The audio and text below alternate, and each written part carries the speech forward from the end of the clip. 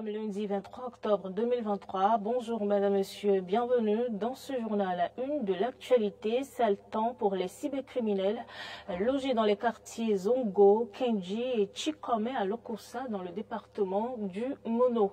Une vingtaine de mises en cause dont une femme dans les mailles de la police. Dans le cadre du mois du consommant local, lumière a été faite sur la marque béninoise de vêtements Lolo Andoche ce dimanche. Dans l'entretien du dimanche, vous aurez le résumé dans ce journal. Et puis en RDC, les combats se poursuivent entre les Mbolé et les Lenga, deux communautés de la province de la Chopo dans le nord-est du pays. Les morts enregistrés ce week-end portent le bilan à 600 personnes décédées depuis février.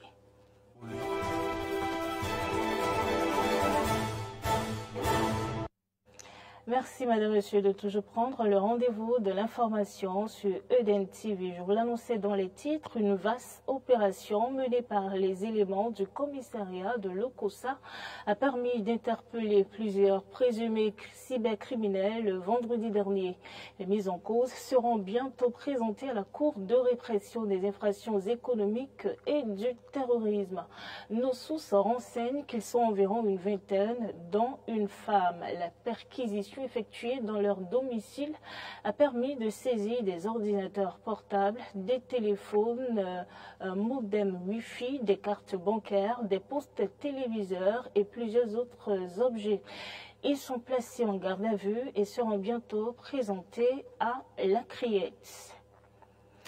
Octobre est considéré comme le mois du consommant local au Bénin. Dans l'intention de promouvoir les productions Made in Bénin, l'émission L'entretien du dimanche de Douklam Abalo a reçu hier Chalmogne Andoche Amoussou de la marque Lolo Andoche pour non seulement lever un compte voile sur cette grande maison de fabrication de vêtements, mais aussi exposer leurs différentes actions pour la transmission du savoir à la génération future. Lolo Andoche, une marque africaine au rang des grandes marques mondiales depuis 30 ans. Le créateur, promoteur de la marque parle des débuts assez timides de cette maison de production mode. Il y a 30 ans, quand j'avais commencé le prêt-à-porter, j'avais d'office comme idée de faire du prêt-à-porter made in Afrique. Afrique, ok. D'accord? Et déjà, en travaillant avec des matières premières de l'Afrique. Bien sûr que j'avais le grand frère Patéo qui avait déjà commencé quelque chose, dont j'ai emboîté le pas. Et du coup, ça a commencé par plaire progressivement. Et les gens voyaient quelque chose de différent. Et donc, ceux qui veulent être un peu différents l'achetaient. Et ceux qui ont un standing donné, qui ont un âge donné, l'achetaient. Donc, ça a commencé aussi timidement. Et à partir de là, je crois, la toute première collection que j'avais lancée, qui a fait le boom, c'était la collection Palongo que j'avais lancée avec du textile africain. Et le déclic est parti de là. Le déclic est parti de là. Dans le cadre du mois du consommant local, Lolo Andoche donne une plus-value aux différentes matières premières béninoises, telles le pagne tissé. Cela pour révéler la richesse béninoise en matière de mode avec un catalogue qui présente un bon rapport qualité-prix accessible à tous. Alors déjà, la toute première édition du mois du consommant local, que nous avons assez accompagné, où nous avons fait un festival, le festival du pain tissé, FIPAT l'année dernière. Et cette année, puisque le FIPAT est biennal, donc ça va être l'année prochaine. Donc cette année, on a plutôt fait de la promotion sur nos articles afin de pouvoir amener ceux qui hésitent à consommer du local, ceux qui pensent que le local est cher, ceux qui pensent que le local n'est pas bien fait. On veut leur donner l'opportunité de venir voir, de venir toucher, de venir regarder et pour apprécier.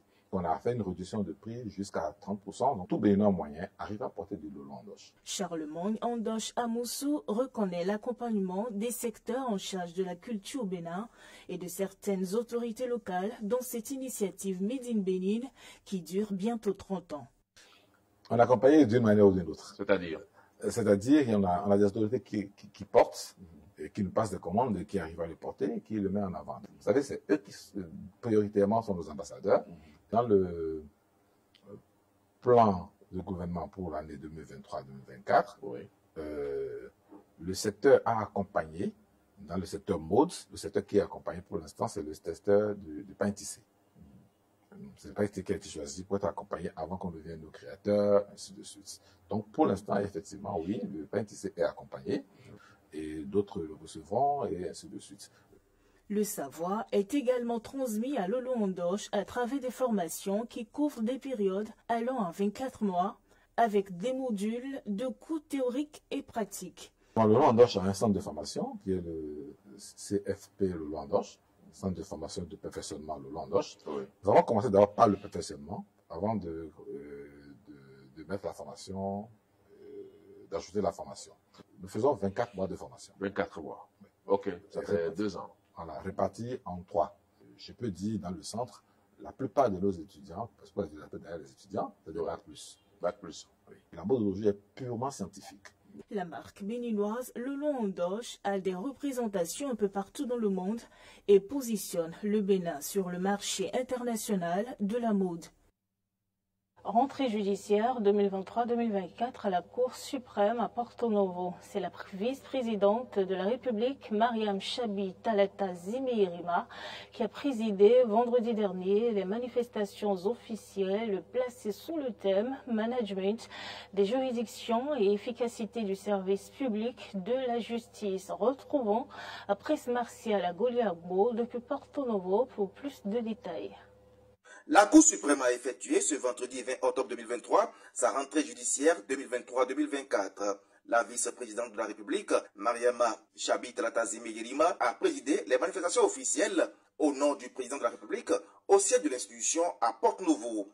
Cette rentrée solennelle, qui marque ainsi le début de la nouvelle année judiciaire, a été placée sous le thème « Management des juridictions et efficacité du service public de la justice ». 4 temps forts ont marqué la dite rentrée judiciaire, qui a connu également la présence du garde des Sceaux, ministre de la Justice, Yvon Detienou, et du président de la Cour constitutionnelle, le professeur Dorothée Sosa. Après les observations du bâtonnier de l'Ordre des avocats du Bénin, maître Angelo Rompati, de la réquisition du procureur général près la Cour suprême au régime Madodé, place est donnée à l'allocution de rentrée du président de la Cour suprême. Pour Victor Darcy Adossou, la solidarité judiciaire béninoise est en train de jouer sa partition et prend ainsi ses marques à travers le management des juridictions et l'efficacité du service public de justice. On l'écoute. Si notre société doit avoir de l'ambition pour sa justice, une ambition pour ses juges, ceux-ci en retour se doivent d'assumer leur régime de responsabilité en exerçant leur office avec efficacité. Il nous faut finir avec la navigation à vue, nos méthodes archaïques de gestion des anciens dossiers. Relégués aux oubliettes, chacun nous voulant assurer que les flux de son temps. Chers collègues, l'enjeu est de taille. Il nous faut devenir, comme Aimé Césaire, des hommes et femmes d'initiation et de terminaison. Nous sommes des artisans, pas n'importe quel, de l'état de droit. Il n'est que l'affirmation au quotidien du règne du droit par nous qui sommes des juges. Le destin démocratique du Bénin est entre nos mains. Notre responsabilité est grande, elle est historique. Au nom du président de la République du Bénin, Mariama Chabi Talata Zimeirima, vice-président de la République et grande chancelière de l'Ordre national du Bénin, a mis un accent particulier sur le thème retenu « Management des juridictions et l'efficacité du service public de la justice ». Pour Mariama Chabi Talata Zimeirima, la délégation au niveau du management est très importante. L'efficacité du service public de la justice dépend de la qualité du management des responsables à divers niveaux de nos juridictions. La première règle du management est la délégation. N'essayez pas de tout faire vous-même, car vous ne le pouvez pas. Le bon manager compte certes sur lui-même, mais il compte aussi sur les autres. Il organise en équipe autour de lui en vue de l'atteinte d'objectifs communs. Il motive et met en confiance ceux qui travaillent sous sa responsabilité. Le chef qui ne délègue pas ne peut pas atteindre ses objectifs. Les défis qui se posèrent à eux dans un esprit de fraternité, sans concession, dans l'esprit de juges indépendants, les magistrats de la Cour suprême ont tenu donc à les relever au cours de la nouvelle rentrée judiciaire 2023-2024. Voilà, c'était à l'instant Prince Martial Gouliagbo depuis Porto Novo sur cette rentrée judiciaire 2023-2024. Les rideaux sont tombés sur les journées pas ouvertes sur l'esplanade de l'Amazone à Cotonou. Plusieurs activités ont enrichi l'événement qui a duré 2 jours. Au terme de ces journées, une équipe de IDEN-TV a recueilli les impressions de quelques participants. Écoutons-les ici au micro de Arthur Rado. Ce sont des journées que j'ai beaucoup appréciées. D'abord, quand on parle du titre, les ports d'aujourd'hui et du futur. Moi, en tant que chercheur universitaire, ce qui m'a le plus intéressé, c'est les thématiques développées. Les leviers de la performance portuaire, et l'approche genre dans le domaine portuaire. Et il y a la digitalisation des parties prenantes. Et en plus de ça, on a montré que le port a fait des innovations. Je remercie le gouvernement et tous les partenaires associés à ce projet parce que c'est pour la première fois que nous voyons quand même une cérémonie dédiée au port. Grâce à cette cérémonie, nous avons eu des panels où on a discuté avec des professionnels du métier et des commerçants qui sont associés au port. Et ça nous a permis de beaucoup mieux comprendre le domaine maritime. Et ça a permis à beaucoup d'étudiants ou bien de nouveaux bacheliers aussi de savoir dans quel métier vraiment s'orienter. Parce que les professionnels du métier ont abordé des métiers méconnus du grand public mais qui sont très importants. Et avec l'évolution de la technologie, des métiers qui seront encore là dans 100 ans. Je pense que cette journée, vraiment, elle est époustouflante. Plus grâce à cette journée, j'ai découvert beaucoup de choses, les différents projets du port autonome de Cotonou et d'autres choses également. Je suis beaucoup sidérée, il faut le dire. J'ai visité beaucoup de stands, j'ai visité également le port et je n'ai pas de mots pour exprimer parce qu'il faut dire que c'est ma première fois d'y entrer. On nous a montré quand même les quais disponibles, l'espace qui est en train d'être aménagé pour faire plus agrandir notre port afin de recevoir plus de bateaux. Néanmoins, je suis très contente. C'est une journée qui, si elle n'existait pas, il fallait en créer. Vous voyez, c'est une journée à travers laquelle la population béninoise a découvert beaucoup plus ce que fait le port autonome de Cotonou, les différents corps de métier qui existent au sein du port. Parce que pour le citoyen lambda, quand on parle du port, tout le monde pense aux gros bateaux et tout, et ça s'arrête là. Il y a des métiers à l'intérieur du port autonome de Cotonou que c'est des dames qui exercent ce genre de métiers, ce qui n'est pas connu du grand public. Nous avons connu une dame qui pilote donc un bateau de 150 mètres qui peut donc l'accoster au port de Cotonou et c'est une béninoise. Elle est la première femme qui a le fait. On a eu l'occasion donc de découvrir des dames qui conduisent les grues.